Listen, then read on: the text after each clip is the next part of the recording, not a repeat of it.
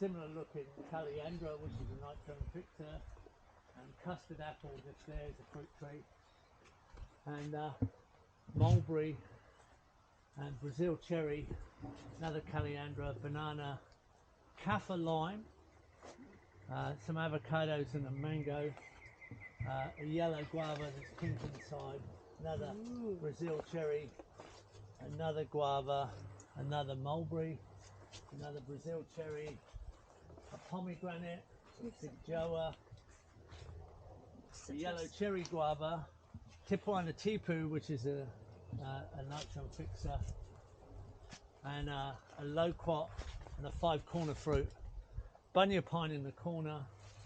This is cocoa yam, which is an edible root crop. That's turmeric over there on the ground, a bit lower. Climbing yam, which we have a lot of, and casuarina, which fixes nitrogen, looks like a pine tree, and right over the top, a giant legume albizia. There's some cassava I can see in there as well. So there's a lot of perennial food in the lower layers, some in the climbing layer, a lot of fruit trees and a lot of support species. It's more or less a forest assembly, and it just hugs the swale there, hugs the driveway campsite here, and that little track to the common area buildings. That's kind of a typical little food forest. Cool. There's really wild ones going that way, really big ones, and then I'll show you really tiny ones at my house that are quite new and much smaller. So that's, well, another crossing pipe. We crossed it before. Same water, goes right around the big timber tree at the end. Past that was originally here. We planted all this bamboo. Wow. I used to drive from the front gate to my house at the bottom, and you could see my house site from the top gate. I used to drive right across in a 2-wheel drive Ford Falcon. There was no trees, hardly any trees when I arrived in 2001. So the climbing vine there is a great big yam crop. It's not some wild thing. And here's the swale here, same swale where we started. Yep. Goes all the way through to the other end. Right? Now we could walk it, but it'd be a bit mucky. Yeah. This is a little cabin that people used to stay in. Yeah. So the food forest comes right round the swale on the lower side, around the dairy, and there's like 12 bunya pines and multiple fruit trees along there. That's, although it's on the shady side of the hill. And then there's things like a custard apple here. Right there's fruit on here. Whoa.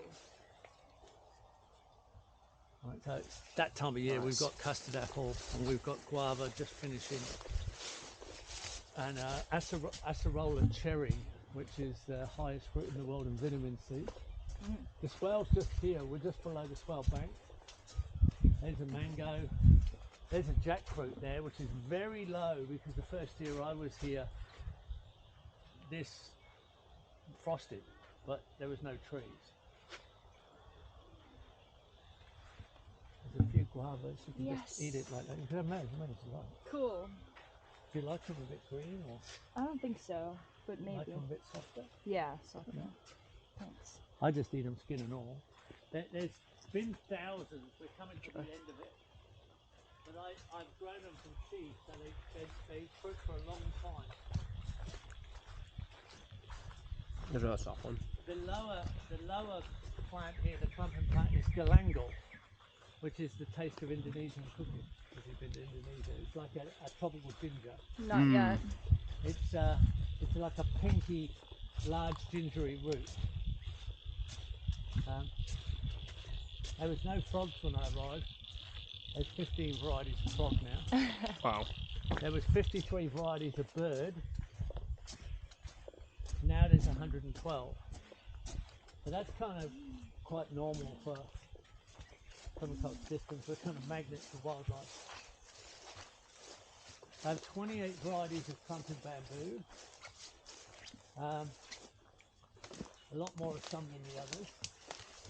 Did you put in the bamboo, or did it kind of? There wasn't one bamboo here when I arrived. Okay.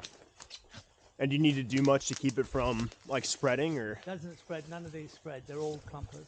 Half a bamboo species of clumpers, half of runners. I see. There's Okay. a couple of runners on site, and there are ways you manage those. Every one you're seeing here is a clumper. And it's the shoots that you eat. Like the shoots come out between midsummer to autumn equinox.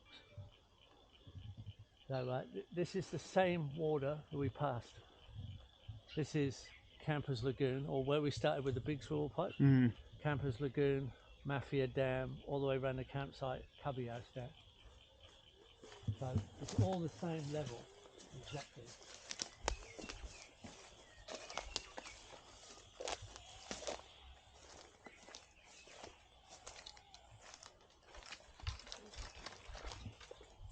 This is one of the best edible bamboos, and it takes a little bit of frost this one. So you can take like -2 centigrade. This is Bambusa Old Hamiite, all the way along this swell bank. Now, do you get much frost out here? We had a -9 centigrade 6 nights in a row about 12 years ago, but that was a 50-year event. Okay. Some years we get no frost at all. Since we put in so many trees and contour lines of trees, then we only get a little bit. And she wants to look at the goats. We're going to goats now.